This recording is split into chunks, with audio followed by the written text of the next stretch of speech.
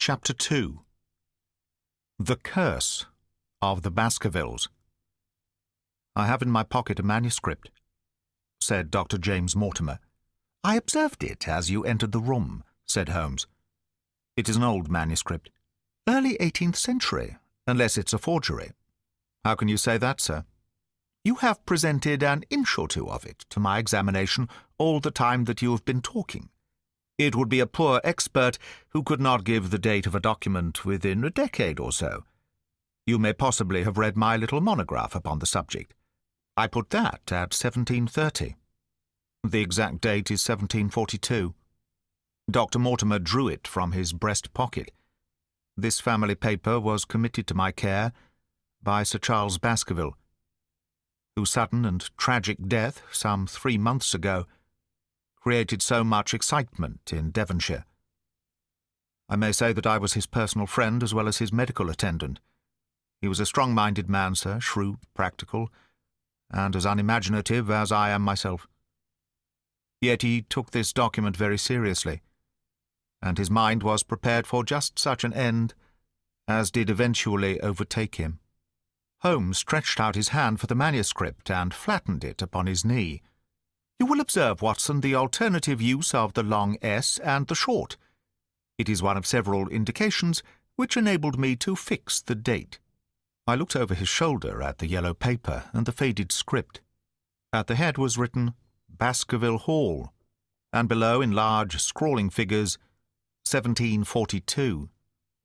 "It appears to be a statement of some sort." "Yes, it is a statement of a certain legend which runs in the Baskerville family. But I understand that it is something more modern and practical upon which you wish to consult me." "Most modern, a most practical, pressing matter, which must be decided within 24 hours. But the manuscript is short and is intimately connected with the affair. With your permission, I will read it to you." Holmes leaned back in his chair, placed his fingertips together, and closed his eyes with an air of resignation. Dr. Mortimer turned the manuscript to the light and read in a high, cracking voice the following curious, old-world narrative. "Of the origin of the Hound of the Baskervilles there have been many statements, yet as I come in a direct line from Hugo Baskerville, and as I had the story from my father, who also had it from his, I have set it down with all belief that it occurred even as is here set forth. And I would have you believe, my sons, that the same justice which punishes sin may also most graciously forgive it, and that no ban is so heavy but that by prayer and repentance it may be removed. Learn, then, from this story not to fear the fruits of the past, but rather to be circumspect in the future, that those foul passions whereby our family has suffered so grievously may not again be loosed to our undoing. Know then that in the time of the Great Rebellion, the history of which, by the learned Lord Clarendon, I most earnestly commend to your attention, this manor of Baskerville was held by Hugo of that name. Nor can it be gainsaid that he was a most wild, profane, and godless man. This, in truth, his neighbours might have pardoned, seeing that saints have never flourished in those parts. But there was in him a certain wanton and cruel humour which made his name a byword through the West. It chanced that this Hugo came to love, if indeed so dark a passion may be known under so bright a name, the daughter of a yeoman who held lands near the Baskerville estate. But the young maiden, being discreet and of good repute, would ever avoid him, for she feared his evil name.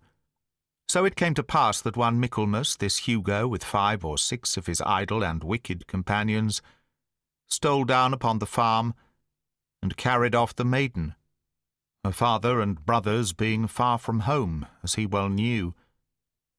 When they had brought her to the hall, the maiden was placed in an upper chamber, while Hugo and his friends sat down to a long carouse, as was their nightly custom. Now the poor lass upstairs was like to have her wits turned at the singing and shouting and terrible oaths which came up to her from below.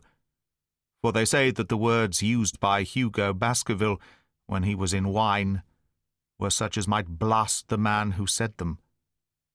At last, in the stress of her fear, she did that which might have daunted the bravest or most active man. For by the aid of the growth of ivy which covered, and still covers, the south wall, she came down from under the eaves, and so homeward across the moor, there being 3 leagues betwixt the hall and her father's farm. It chanced that some little time later Hugo left his guests to carry food and drink, with other worse things, perchance, to his captive, and so found the cage empty and the bird escaped. Then, as it would seem, he became as one that hath a devil, for rushing down the stairs into the dining hall, he sprang upon the great table, flagons and trenchers flying before him, and he cried aloud before all the company that he would that very night render his body and soul to the powers of evil, if he might but overtake the wench. And while the revellers stood aghast at the fury of the man, one more wicked, or it may be more drunken than the rest, cried out that they should put the hounds upon her. Whereat Hugo ran from the house, crying to his grooms that they should saddle his mare and unkennel the pack, and giving the hounds a kerchief of the maid's, he swung them to the line, and so off, full cry in the moonlight, over the moor. Now for some time the revellers stood agape, unable to understand all that had been done in such haste. But anon their bemused wits awoke to the nature of the deed which was like to be done upon the moorlands. Everything was now in an uproar, some calling for their pistols, some for their horses, and some for another flask of wine. But at length some sense came back to their crazed minds, and the whole of them, 13 in number, took horse and started in pursuit. The moon shone clear above them, and they rode swiftly abreast, taking that course which the maid must needs have taken if she were to reach her own home. They had gone a mile or 2 when they passed one of the night shepherds upon the moorlands, and they cried to him to know if he had seen the hunt.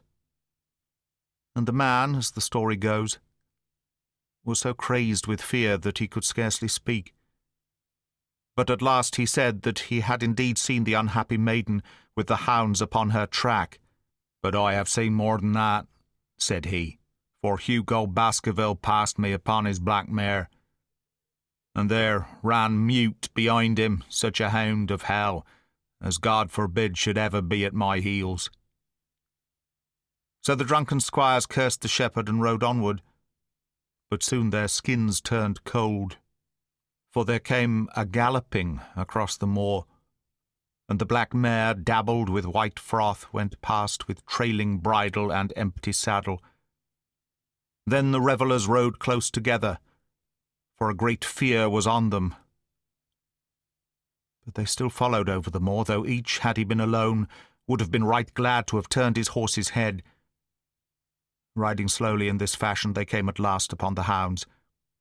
These, though known for their valour and their breed, were whimpering in a cluster at the head of a deep dip, or goyle, as we call it, upon the moor, some slinking away, and some with starting hackles and staring eyes, gazing down the narrow valley before them. The company had come to a halt, more sober men, as you may guess, than when they started. The most of them would by no means advance, but 3 of them, the boldest, or it may be the most drunken, rode forward down the goyle. Now it opened into a broad space, in which stood 2 of those great stones, still to be seen there, which were set by certain forgotten peoples in the days of old. The moon was shining bright upon the clearing, and there in the centre lay the unhappy maid where she had fallen, dead of fear and of fatigue. But it was not the sight of her body, nor yet was it that of the body of Hugo Baskerville lying near her, which raised the hair upon the heads of these 3 daredevil roisterers. But it was that, standing over Hugo and plucking at his throat, there stood a foul thing, a great black beast, shaped like a hound, yet larger than any hound that ever mortal eye has rested upon. And even as they looked, the thing tore the throat out of Hugo Baskerville, on which, As it turned its blazing eyes and dripping jaws upon them, the three shrieked with fear and rode for dear life, still screaming, across the moor. One, it is said, died that very night of what he had seen, and the other twain were but broken men for the rest of their days. Such is the tale, my sons, of the coming of the hound, which is said to have plagued the family so sorely ever since.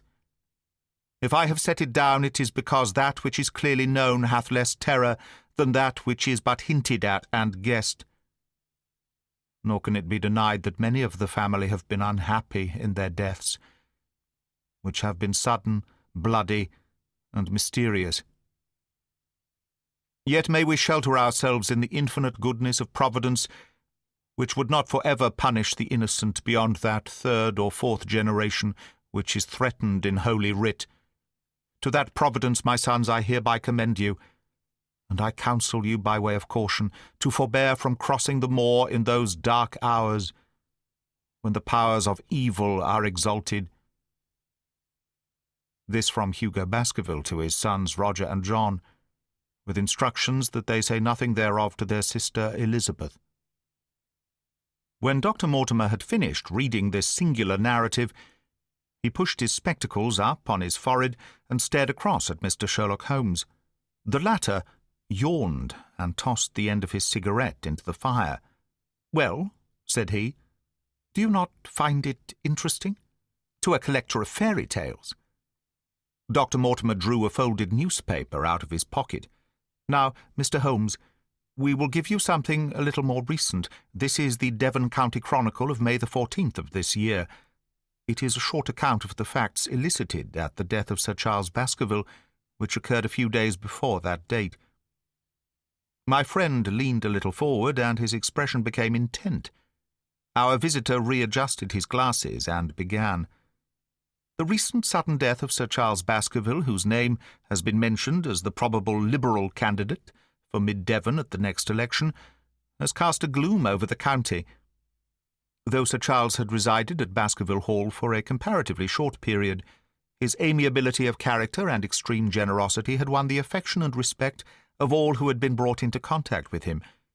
In these days of nouveau riches, it is refreshing to find a case where the scion of an old county family which has fallen upon evil days is able to make his own fortune and to bring it back with him to restore the fallen grandeur of his line.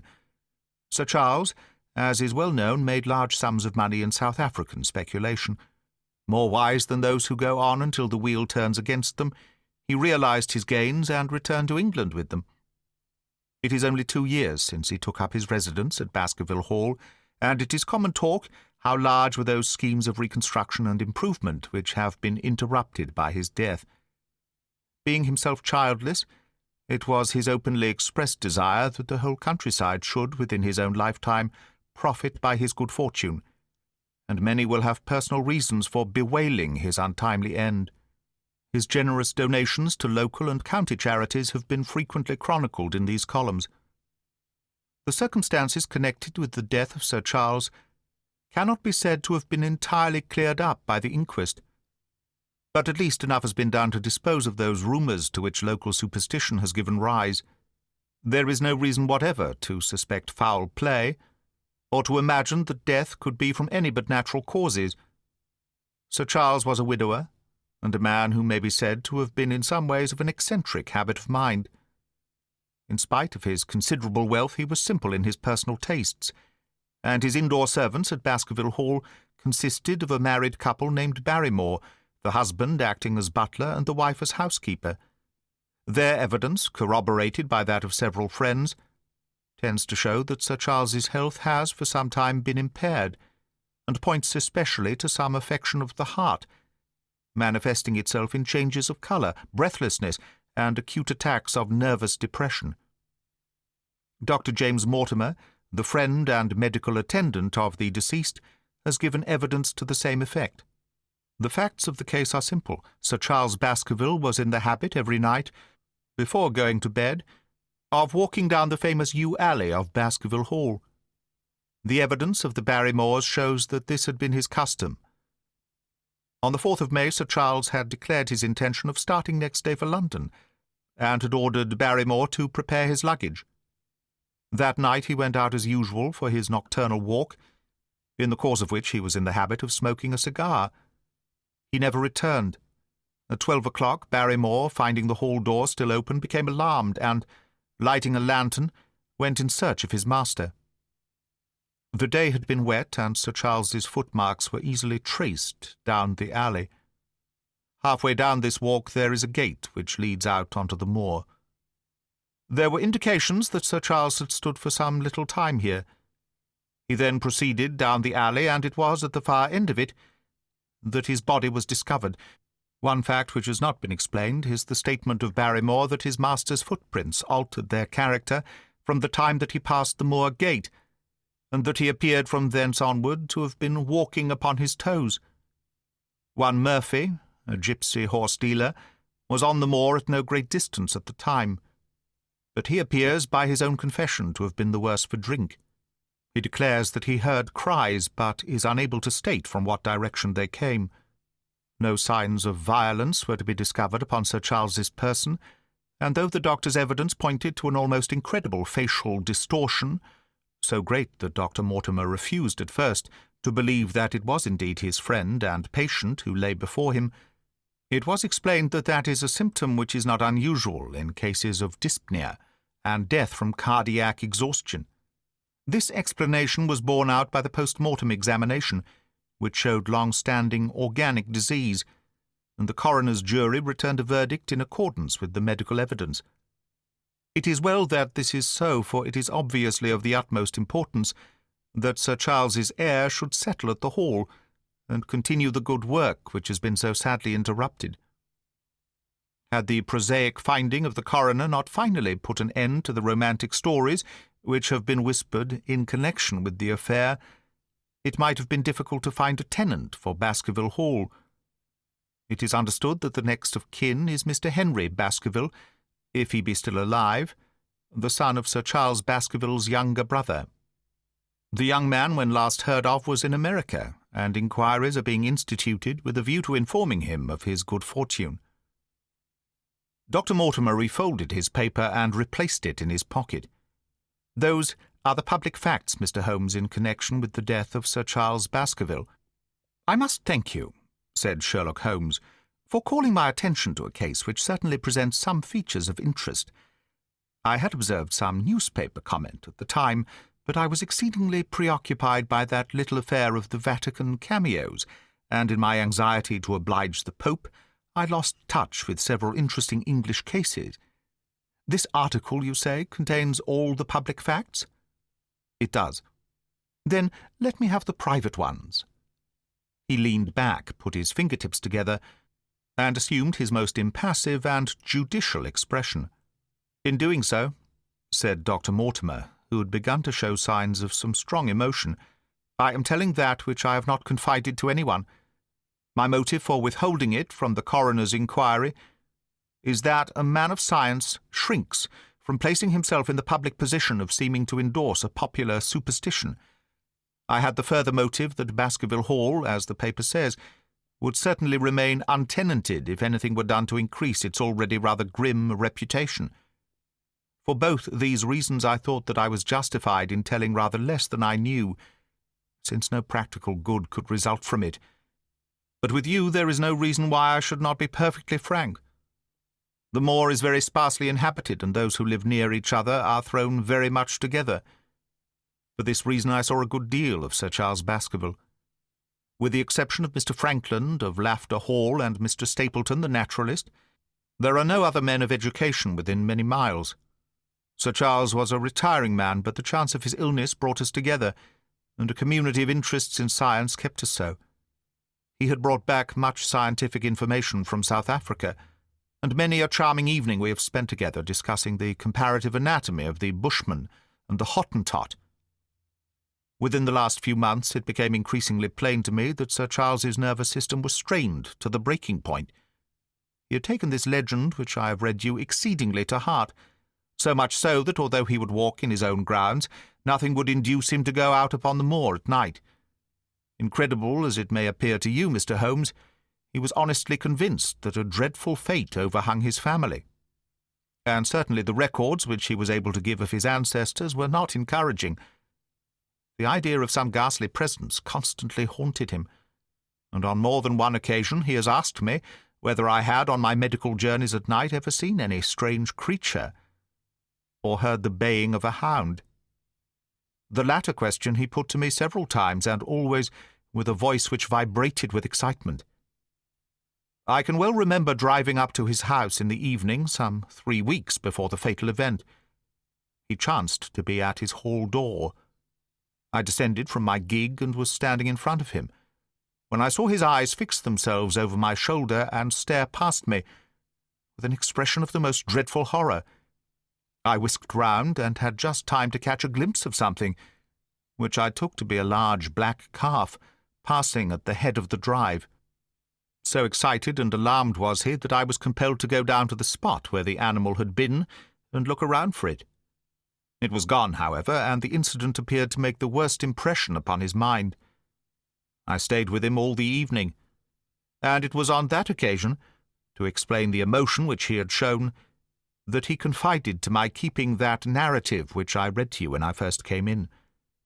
I mention this small episode because it assumes some importance in view of the tragedy which followed, but I was convinced at the time that the matter was entirely trivial and that his excitement had no justification. It was at my advice that Sir Charles was about to go to London. His heart was, I knew, affected, and the constant anxiety in which he lived, however chimerical the cause of it might be, was evidently having a serious effect upon his health. I thought that a few months among the distractions of town would send him back a new man. Mr. Stapleton, a mutual friend who was much concerned at his state of health, was of the same opinion. At the last instant came this terrible catastrophe. On the night of Sir Charles's death, Barrymore, the butler, who made the discovery, sent Perkins the groom on horseback to me. And as I was sitting up late, I was able to reach Baskerville Hall within an hour of the event. I checked and corroborated all the facts which were mentioned at the inquest. I followed the footsteps down the yew alley. I saw the spot at the moor gate where he seemed to have waited. I remarked the change in the shape of the prints after that point. I noted that there were no other footsteps save those of Barrymore on the soft gravel, and finally I carefully examined the body, which had not been touched until my arrival. Sir Charles lay on his face, his arms out, his fingers dug into the ground, and his features convulsed with some strong emotion, to such an extent that I could hardly have sworn to his identity. There was certainly no physical injury of any kind, but one false statement was made by Barrymore at the inquest.